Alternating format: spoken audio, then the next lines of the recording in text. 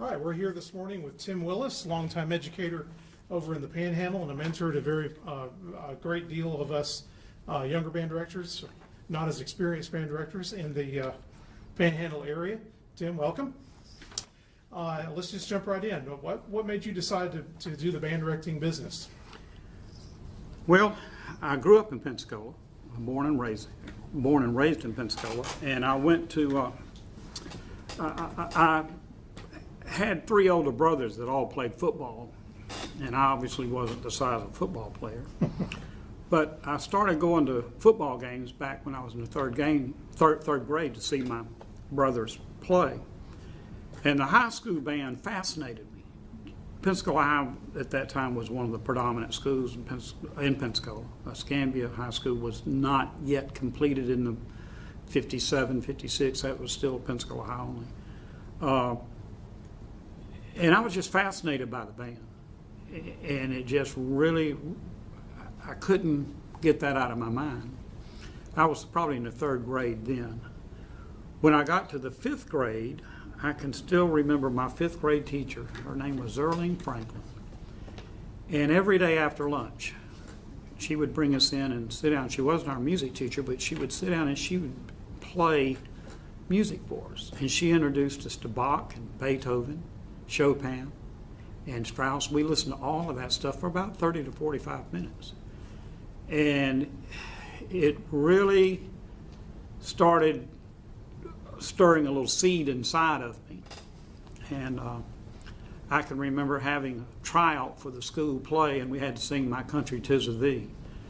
And for some reason my voice bellowed out and I sang it, and they all went wow and that kind of thing.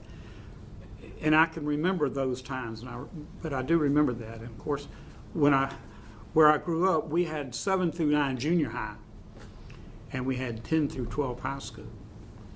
So in the 6th grade came our opportunity at the end of the year to sign up for band.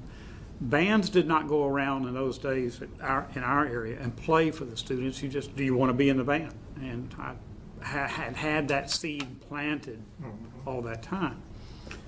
So I decided, sure, I want to be in the band, and I checked off drums. And then as we were passing the sheet forward, for some strange reason I never, to this day, don't know, I scratched through drums and put trumpet. And so in the 7th grade, I joined the band program as a way to get to the high school band. And I had interesting, good experiences in those programs. Got to high school, and I don't know that there was just a magic moment that went, boom, I'm going to be a band director. I think it was a process that just evolved.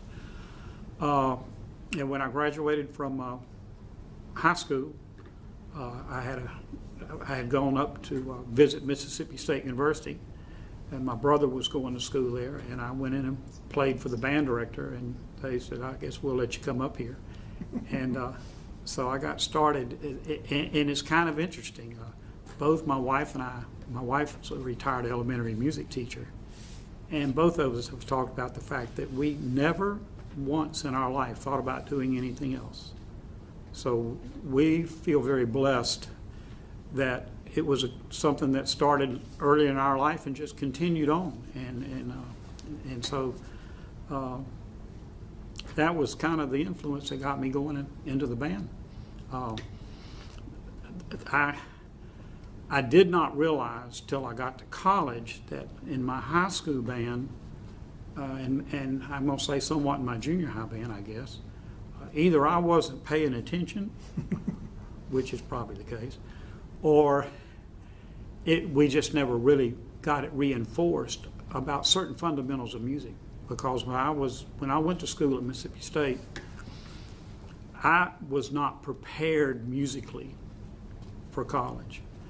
I developed a work ethic through my high school band, but musically I just wasn't prepared. And luckily, at Mississippi State at that time, the music department was small enough that they recognized my deficiencies, and I got a lot of individual help there. And of course, like every college, all they do is give you a diploma that gives you a chance to go learn. Of course, you don't learn it all in college, exactly. That's for sure. Okay, and then after college? After college, I graduated, which was a pretty interesting thing, but still I graduated. And I went to school. I left and got a job teaching at Eupora High School. Now, Eupora, Mississippi is 30 miles west of Starkville, where Mississippi State's located. And one of the reasons for that was that there were a couple of things. First, I wanted to be close to the university, so when I needed help, I could be very close to people that I could get to or could get to me. Mm-hmm. Secondly, the program there had a lot of ups and downs, and it was one of those kind of situations that if you went into and it didn't work out, well, it was just the way it was. But if you had any successes, then you could feel pretty good about that. It was interesting. I had been left a list of 90 students, and turned out that we're only 27. I left my high school thinking typical high school band, not realizing that this band, the 27 students were grades 6 through 12 in the high school band. And I never will forget having 5 trumpet players and 2 trombone players as my brass section of my first band. And the program, like I said, was small. And I was able to stay there and started working on it and building and asking for help and going off and listening to other bands and things, and stayed there, I think, 3 years or so, and then got a chance to come back to Pensacola High to take over my old high school band. The nice thing about Eupora is a wonderful little town in Mississippi. Not a lot of wealth in the town, but it was good people, very good people. I left there. When I left, the program had been able to grow to the fact that we had 60 in the high school band. And we had, I say we, it was me. It was always me, myself, and I. I had been able to keep the 5th grade beginning band and have a 6th and 7th middle band, and then 8th through 12, 60 in the high school band. So we probably had about a total of 100 kids by the time I left in the total program.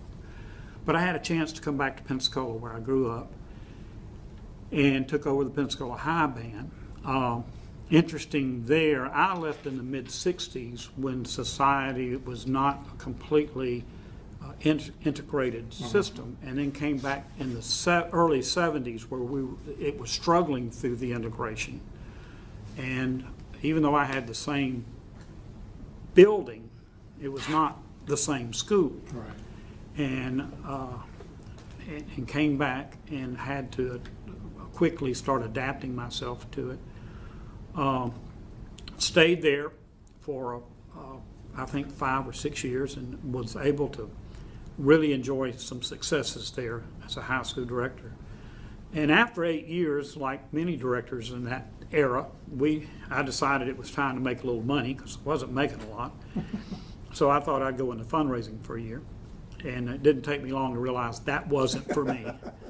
I spent less than a year really trying to make that work, and I realized I was not happy. It was not I was making the money, but there was something inside that was still missing. And I happened to stop that spring in Fort Walton Beach and visited with Ernest Tepson at Fort Walton Beach High School, and his assistant was moving on into the civilian workforce. And I indicated that I wanted to get back into teaching, and so the connection with Ernest, and I ended up getting the opportunity to work at Fort Walton Beach as an assistant to Ernest Tepson. And I stayed there, I believe it was 2 years. And in those 2 years, that was probably a strong moment for me, those 2 years. I learned more there than I learned enough there that I could get a master's and a doctorate in 2 years. I can imagine. Yeah, it was an incredibly wonderful experience. I had a chance then to come back to Escambia High School, which was the rival to my old high school in Pensacola. So here I'm just bouncing around, and came back to Pensacola and took over the Escambia High Band, and it needed to be rebuilt. And so I started there, and I was there about probably 6 years. And then the seed was in me that it started coming into me about 2 years before I left high school directing about whether I could teach middle school. I really was questioning my total ability to teach. I thought, well, you can do high school to a point. It's always something you continue to do and you want to get better at doing and all of those things. But then I also wondered, could you take a student that knew nothing about any and start them from the beginning? Could you be the master of your own fate? And circumstances of the rezoning of the high schools and all those kind of factors. And one day I decided it was time for that change. So sort of what I did in my first year teaching, I went to an inner city middle school in Pensacola that the program was down, big time down, and realized if I failed as a middle school teacher, it wasn't going to hurt anybody that much. I mean, it would hurt the kids, obviously. Nobody wants to fail. But I could learn there. And it was Brownsville Middle School. And I started with that program with 32 kids, including beginners. That school had 600. And it was a 95% plus free lunch school. And I stayed there 6 years, and when I left, I had 180 kids in the program. And while I was there, I was asked to serve on a committee in Escambia County to help develop a new middle school out in the southwest portion of Escambia County. And I agreed, and my job was to design the music facility for band, orchestra, and chorus. And so I was able to design a rehearsal facility, 3 different facilities, one for the chorus, one for the orchestra, and one for the band. And turned out that they named the school after a school board member who I happen to be friends with. I had a chance to help him and his daughters at State Festival one year when they had to go to State Solo and Ensemble, and their director was not able to go. And I kind of took them under my wing and said, "I'll get you where you need to be, don't worry." Yeah. So we were good friends at that point in time. But the principal I had at Brownsville Middle, his name was Tom Frazier. He's passed on now, bless his heart. He was a strong supporter of music. Didn't have any money to give me, but he just, you develop what you can, he put no constraints on me. Well, he ended up being the principal at the new school. And as we got a chance to open that school up, I spent my last 15 years there.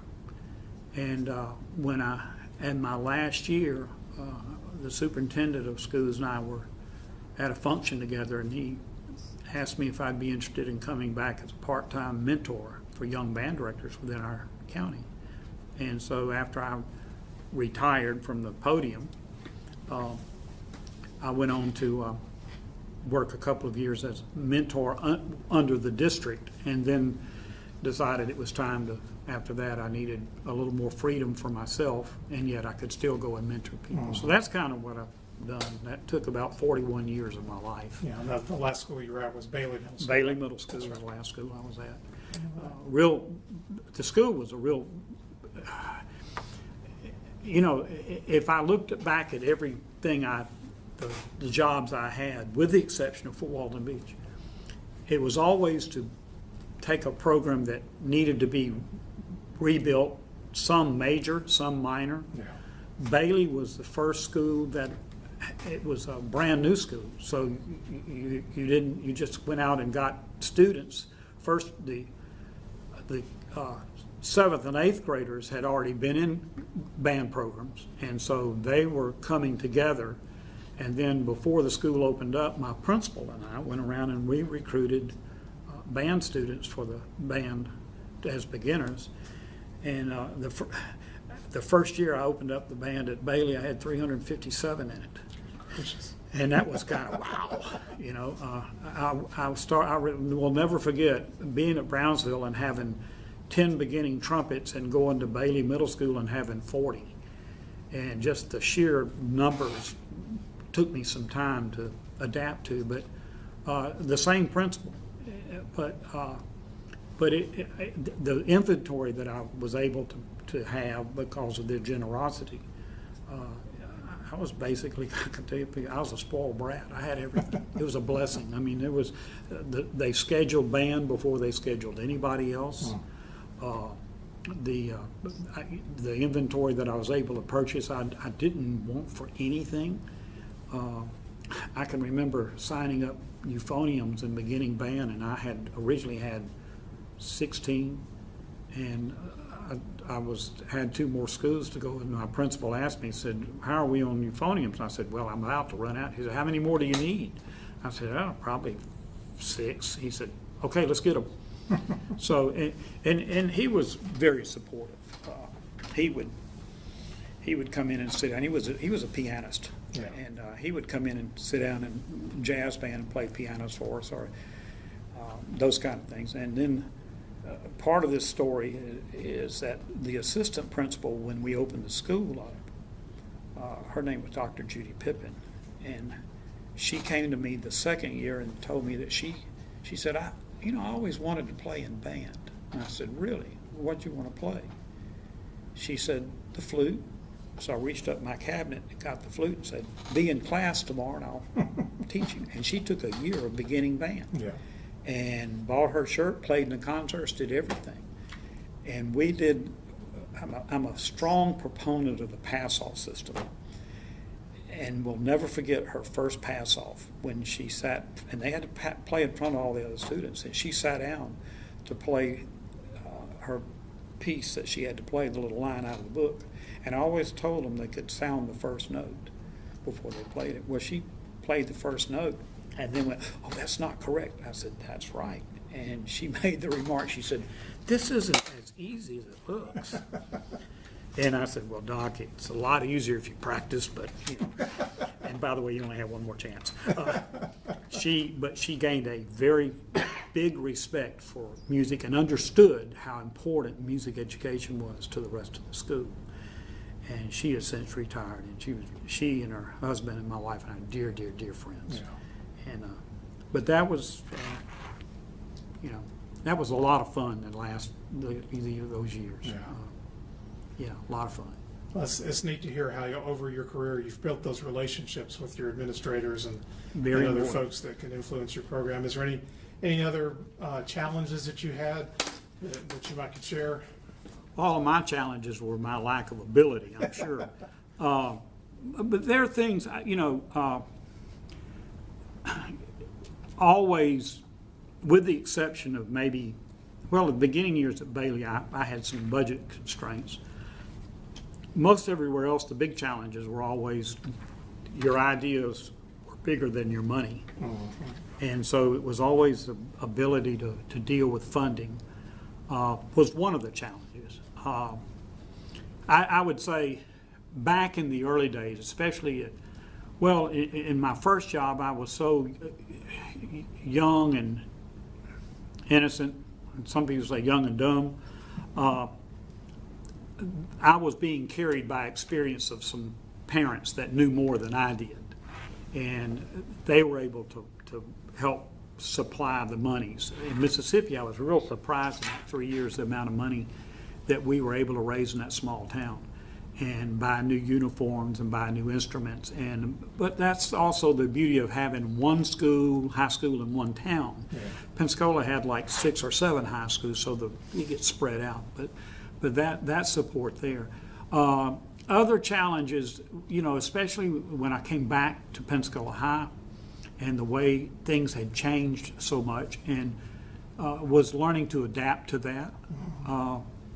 Just different logistical things that you had challenges for. I think we all face challenges of the bureaucracy. Yeah. And that's the thing that we try to, if we can compartmentalize to have those problems sit there in one section, so when you stand on the podium and you go to teach the kids, those problems aren't in there. Yeah. So you have to compartmentalize those. It's like at Brownsville Middle School, Tom Frazier said, I don't have any money to give you, but I'll give you everything else you want. So the rest of it was there. The one thing I was able to do when we got to Bailey in that first year was able to get the district to create a per student funding formula for middle school band, which did not exist. It existed in the high schools. I stole this from Fort Walton Beach. When I was there, they went to a per student funding. And so when I came back to Escambia, and we were talking about funding, because they had a minor sports band budget. They gave this block of money, but it was up to the principal to decide how it went. Well, there were some principals that were very generous with their giving, and there were some that were slanted a little bit. And so we were able to convince them that let's go to per student funding for the band out of that budget. I got a lot of trouble for that. My principal at Escambia was not real happy that that happened. I don't know if he was unhappy with me or just unhappy, but anyway, I remember feeling the burn, but we got by that. Yeah. But when I got to Bailey, there was no funding all those years for middle school, and so I was able to present, since we do this for the high schools, could we do this for middle schools on a smaller funding system, but the same way, which had happened, which helped us a lot, and it's still in place today, where the county is designated to give so much money per student per middle school. So that part of the funding has helped somewhat. The rest of it was always fundraising. Nice thing was being able to carry money in our internal accounts over from year to year. So I was a Silas Marner with my money, and but I was amazed at the amount of money that it costs to run a good program in some ways. Yeah. But funding was an issue, and then I don't know that sometimes I don't look at them as I don't look at them so much as challenges as I do opportunities, because it's a way to create a problem-solving method. Mm-hmm. And so if it's a challenge, you got to find a way. That's part of it, you know. Tim Lottenhauser, if you read his books, and I advise young directors, get as many of his books as you can get your hands on, and read them and read them and read them over and over and over again. I'll never forget the quote from one of his books that said, "Your job is to create bandorama in any given situation." And that really is your job. And so, yeah, those challenges, scheduling, was a challenge in high school. Luckily in middle school, because of my principal and his feeling about music education, it never was a problem after that. I was fortunate. I know I really learned this in the 2 years that I got to mentor in our county and go around to the other schools in the district. I realized even more so how blessed and lucky I was, because they were fighting all kinds of problems. And so, you know, like I say, it just was a blessing for me as far as challenges were concerned. You know, one of the things that young band directors, I can always advise that they do this.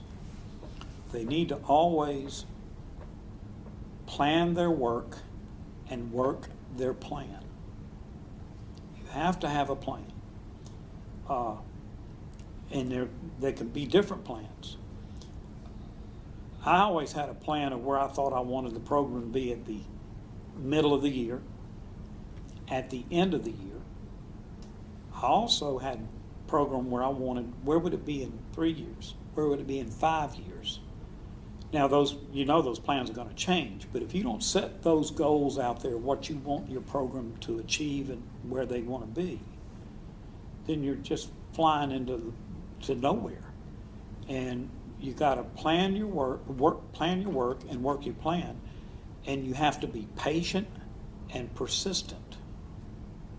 If you're not persistent, it's not going to happen. You cannot deviate, especially in fundamentals.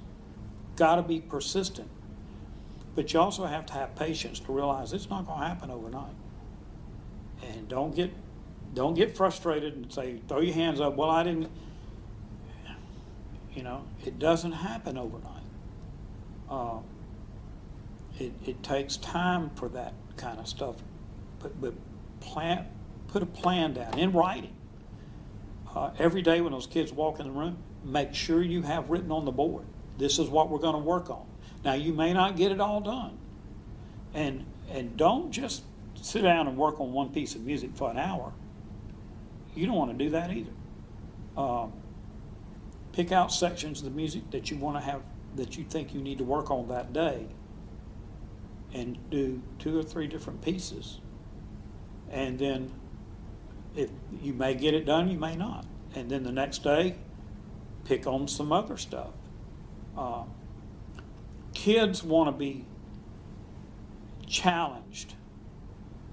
And I in my going around and working with bands, I see some people that are undershooting the band, and they give them music that really is too easy, and the kids are bored. And A, they don't play it well because they're bored, and B, they get discipline problems. But you also can't give them music that they can't achieve. But you got to give them just a little bit more than they think they can do. And then the next time you give them a little more than that. In order to grow, you have to reach and stretch. So you want your kids to always reach and stretch. But you have to plan for that. Yeah. And staying with those fundamentals. You got to, this is how you sit in the chair, how you sit up. This is how you hold the horn. This is how you breathe. This is reading. You have to read all the time. And you also have to have kids listen to music. And the first thing is the band director needs to have a band sound in their head. It amazes me the number of directors that I hear and see that never go hear live concerts. CDs are great and all that kind of stuff. And I used to listen to recordings of the Marine Band, and then I heard them live, and it was like wow. So you've got to go hear live performances. You cannot just stop and look at a video or a YouTube or something and go, oh, that's the way it's supposed to sound. But a band director needs to get that band sound of what their band is going to be. My wife, who is, if I've had any success in my life, it's because of my wife. I mean, she just is.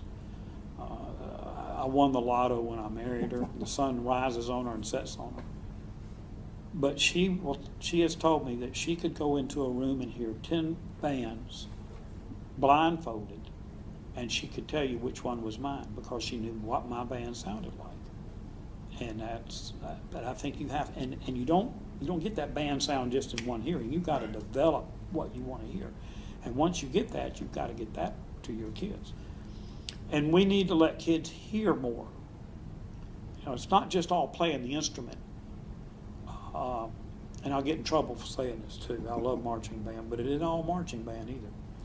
But I used to take times, especially with my middle school kids, and let them hear recordings of different people. Because I remember what it did to me in 5th grade.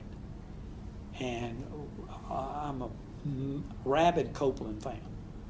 And I used to play a lot of Aaron Copeland stuff for my kids, and I can never forget one of my students coming to me one day and saying that she had gone out and bought a Copeland CD and that she liked it so much.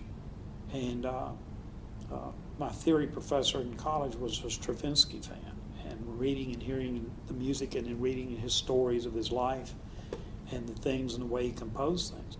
And that's the other part of music education. It's not just horn playing, it's music education. We got to give kids. But yeah, get that band sound in your head. Make sure that and then you strive for that. And, but be persistent, be patient, plan your work your plan. And stay with it. Also, don't waste time in rehearsals. There are a lot of people that talk more than they play. The kids didn't come here, they didn't join band to hear you talk. They joined band to play an instrument. If you really want to evaluate your teaching, well, I don't care if you're a young director or an old director, set the video camera up on you and record your own rehearsal, and then go back and watch it and see if you can stay awake. The first time I ever did that, I was like in shock. And, you know, we do that everywhere, even on the adjudication committee. We now can hear our own tapes, which is a scary thing. Yes, it is. To say, oh, I said that? I can't believe that. But that's what makes you a better adjudicator. And if you video yourself teaching, not all the time, but say once every other week or once a month or something like that, you videotape yourself teaching, go back and watch it and evaluate yourself. You're your own worst critic. And figure out did I present that the right way? Did I have that plan? Used to have, when kids came in my door, it was written on the board, here's what we're working on today. And we might get to all of that. It's a little tip I used to pass on to people. I still pass it on to people. And it's when you get ready for MPA and concert season. I hear bands, and it's okay that they do this, that's fine. But the bands will come in and I'll go to work a band, and I hear the director say, okay, get up chorale number 22. And he'll work on that chorale for 10 minutes. And I'm going, there's 10 minutes of music you could have worked on with the band. So I figured this out. I don't know how I figured it out. Maybe probably stole it from somebody, like I did everything else. But I used to find in my festival music a 16-bar chorale area, and that would become my warm-up chorale. And that's what we would use for MPA as a warm-up, because I figured A, it's doing the same thing a chorale will do. B, it's giving you a chance to work on that festival music every day. And the last thing that I thought was really cool about it was when we got on the stage, whenever that spot came, it was almost like an anchor point, because the band was on such automatic at that point in time that when they hit that spot, it was a chance for them to mentally relax and breathe, to regain their composure, to keep going, to push for whatever you had to do. So it killed a bunch of things. And it was like, so I dropped playing chorales for MPA. I went and found that pieces or an excerpt out of the music that would let me do that. And it would give me the same benefit. Early in the year, read all you can read. Buy these Bellwin books or First Division books that have already the printed marches and overtures in them. Hand them out and read at least once a week, realizing that, you know, they're going to make mistakes. But read. The more they read, the better they play. Yeah. And so yeah, plan your work your plan, get all kinds of tips, go around and do as much as you can. I remember a few years before I retired, we were playing a spring concert, and after the concert, I was out in the audience, and I ran into one of our faculty members that had never been to one of our concerts, and I was thanking him for coming. And he said, you know, I've never been to one of the concerts, but I'm glad I came. He said, but the reason I came was because this young man, Nick, who was in his class, told me, he said, please come to our concert. We're playing some of the neatest, coolest music. It's so much fun. And so he said, I came to the concert. Well, the student he was talking about was the last chair trumpet player of my last band. And when he told me that, it just tattooed into my brain again that every kid in your band program is important. And your best band members are not always going to be your first chair players. Right. And that here's the last chair kid, and he thinks it's the coolest music, enough that he's going to go out and advertise for you. And the worth of that, you know, that just one of those things I learned from Ernest. He used to tell them, every kid in the band should feel they're the most important person in the band. That they should have the feeling that they're not sitting in their chair with their music learned and their horn out, ready to go and give it 100%, then the band is not going to make it. And if you get every kid in your band to believe that, it will be successful. And I think that's a very strong point. My younger years, I probably didn't appreciate the bread and butter of the band as much as I should, but I learned to do that. Age teaches you that. You know, kids come, my older kids that I've taught come back and say, "You've really mellowed." No, I just probably got smarter. Yeah. And, you know, wish, you know, like everybody, you wish you knew then what you knew now. Yeah. But yeah, that edge has to be by keeping yourself in the game. You got to go to concerts. Still, you got to listen. You can't give up on this. You know? I've often heard that heaven is probably the prettiest music in the world. I can hardly wait to hear it. I hope I get to hear it anyway. Things have been I know that when I look at that inner city school I taught at, Brownsville Middle School, and I think about that, I think about the fact that the person that came to work with me for my last 3 years, the first person, Kim Whaley, moved to Okaloosa County to teach, and I hired Nicole O'Neill.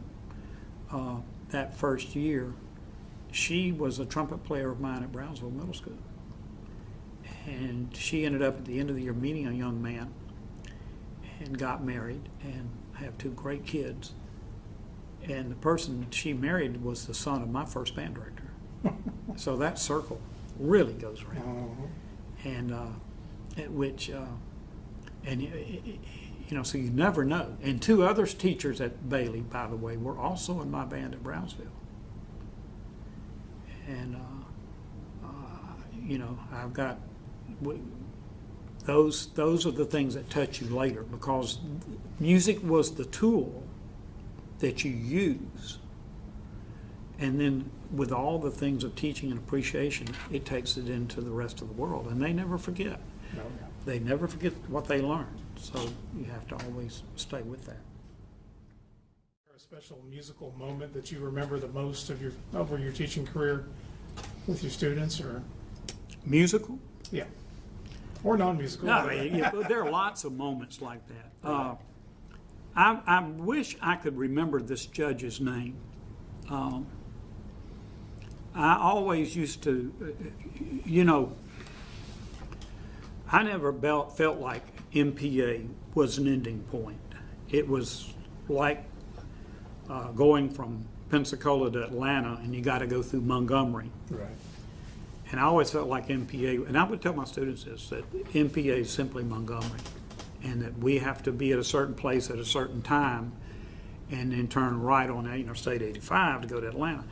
But I felt like MPA was a point that you could go to and draw from. And of course, I remember playing at District Festival one year, and we were playing at Holsinger's It Is Well With My Soul. And one of the adjudicators at the band was playing it very well. Oh, it was a moment for me. But I was listening to this judge's tape, and at the end of the tape it got real quiet. And he, after it was over with, in his recap, he said, "I'm sorry that at the end of that piece of music I got quiet and could not say much." And he said, "I have a story to tell you." And he said that he taught a student that had gone to Troy. And this student was majoring in music and was taking a conducting class and had been tragically killed in an automobile accident. And the parents went up, asked him to go up and help get the effects out of her room. And he found that she had been working on the score of that piece of music. Mm. And he said when he heard that piece, that the band was playing it so well that he thought about her, because she was one of his favorite students, and that he said I teared up. I just literally teared up.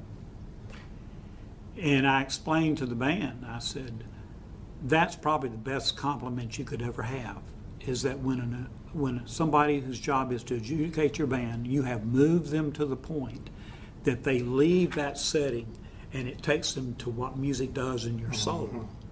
You have really reached a level.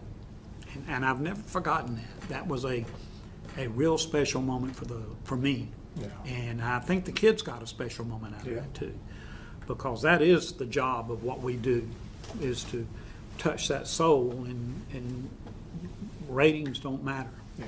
They really don't. It's what the effect is on that person. I'll never forget that part of it. That's That was great. a real great moment for us. That's great. The one of those magic moments for me was one day at Pensacola High. I was in the band office or band room somewhere, but the door opened up and this gentleman walked in with white hair. And he came up to me, and I didn't really recognize. I'm still young, in my 20s, and something I've got to stop here to say this. In my high school career, my high school band director did not believe in going to FBA. I never went to an FBA festival as a student. Never got to go to solo and ensemble. Never got to do all county. Never got to do any of the things established through Florida Band Masters. So he didn't believe in that. But we believed in our band director, so that was the way it was. Right. So I had no basis of all the foundation of FBA through the history of it to know. But this gentleman walked in and he introduced himself and said, "My name is Oliver Hobbs." And he wanted to hear my band. And so the band came in and we started to play, and then he came up and he said, "May I suggest that you do this or that?" He never would say you need to, he would just say, "May I Right. suggest?" And he got up to rehearse the band, and it was magic in front of that band. And I never will forget, he was in his white shirt, and I could see the sweat running down the side of his face as he was working the band. And he made such an impact. My kids could not remember his name as Hobbs. They called him Mr. Hobbit. And every year after that, the kids would ask, "Is Mr. Hobbit coming by? Is he coming by?" And here's a guy and then it didn't take me very long after he left the band room for me to get on the phone and go.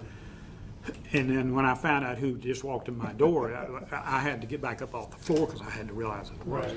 But I had some other people like Bob Monzingo who worked with me. I thought it was always humorous that he was called my quote assistant.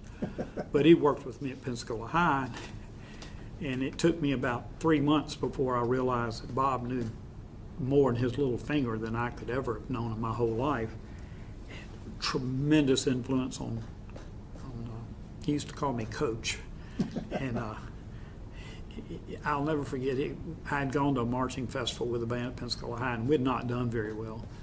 And Bob was there. And I went in that night, came in, and I'm sitting in my office licking my wounds. And Bob came in, and he used to wear his glasses, and he put his glasses down on his nose, and he said, "Well, Coach, are you ready to learn?" And I said, "Yes, sir." So he said, "I'll show you Monday." And he took the band up on the field with me Monday, and here was the way Bob was. I said, "Well, Bob, tell the band what needs to be done." He said, "No, I'm going to tell you, and you're going to tell the band." He didn't want the credit for it. And he started telling me how to balance that band up. And I heard things I had never in my life heard. It was like, wow. And of course, then, after that, I realized whatever Bob needed to do, I was going to do it. Yeah. And, those kind of influences my early life. But they've got to ask questions. They've got to go visit with people. They've got to have people come in. And they've got to teach fundamentals. That is the key to having the program, is you start with fundamentals. If the fundamentals aren't there, nothing's going to work for you.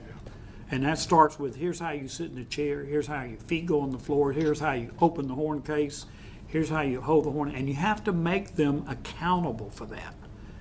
Don't just say it and say, okay, but you make sure every kid does that every single time. Because after a little bit of consistency, it becomes a habit that they'll do. You won't have to tell them. They'll just automatically do it.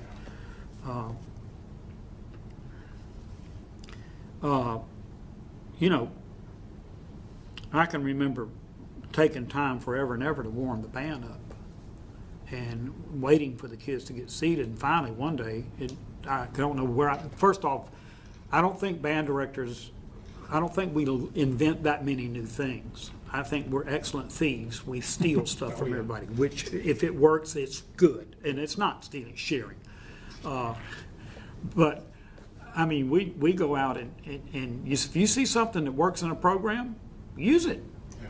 And I don't know where I saw this, but I got to where I looked at my band and I said, okay, 1 minute after the tardy bell, you need to be ready to go. It's written on the board. Here's what we're working on. You have your pencil on your stand. Everything's ready to go.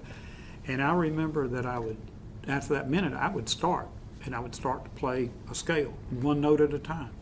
And the first day I did that, there was probably half the band sitting there and the other half were still standing around.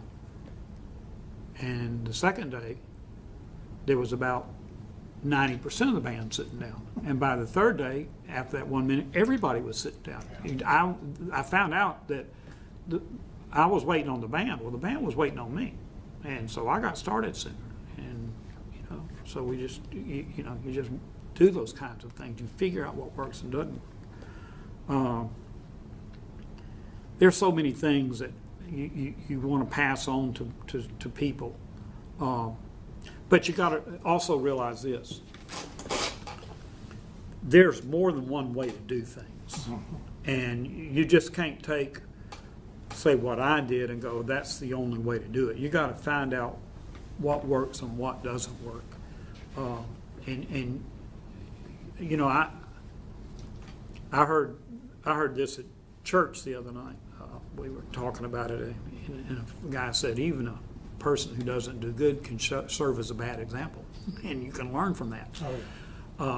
There are things that, you know, I literally, I don't think Ernest knew this, but I would go back at night sometimes and write down things that were being done at the Fort Walton Band, you know, at Fort Walton Beach. And when I took Escambia High School over after that, I pulled that logbook out, and that program was in a situation that I literally just took the pages out of the way that Ernest had set that band program up and said, this is one way to go. And most of those things worked. Some we changed and we modified as it went on. So you just got to go out and find people, and don't be afraid to have them come into you. They'll just, you know, I was working with a band director this summer and went down and we talked about how to set his band up. And I said, now here's some people you need to call. You know, you're a middle school band director. Call Eddie Stedman. Call Kim Whaley. You know, call Chris Shredway. Call these people. Call Janie Walker. And his reaction was, I can't. I said, they would love to talk with you. You know, young directors, don't be intimidated that some guy's no guy and he's not going to. You don't have to. We've all got time for everybody. You know, we're glad to share it. Here's what's interesting about band. Football teams are built to beat the other team. Basketball teams are built to beat the other team. Bands are built to enhance each other. You know, when I was at Escambia High School, John Buck was at Pine Forest. And a lot of his students, and we shared students from the same middle school, and one year both bands decided to go to the Dogwood Arts Festival in Knoxville, Tennessee. And John and I talked, and we are good friends. And so we made the decision that we would enter one class and they would enter another class so that we could be there to support their band and cheer them on. And we ended up staying in the same hotel, and they stayed on one side and we stayed on the other. And at that time, they still had the thing in Nashville at the Grand, they still had Opryland. And we even set it up that we would go to Opryland together. And we did joint halftime shows together. And those are the kind of things that bands do. You got to do that because kids, I came up in an isolated band where I was not encouraged to be a part of the other bands or know people. That's not right. That's not right. You got to be a part of that. Well, that's neat. Well, I appreciate you taking the time share your experience with us. And I know that, excuse me, several of us around appreciate the fact that you do come into our band rooms quite often. And hopefully we'll keep asking you to do that. And appreciate all of your years of dedication to bands in Florida, especially up here in the Panhandle, and of course to FBA and in your service as an adjudicator and clinician and everything else that you've done. Thank you. Enjoyed talking with you this morning. Thank you very much.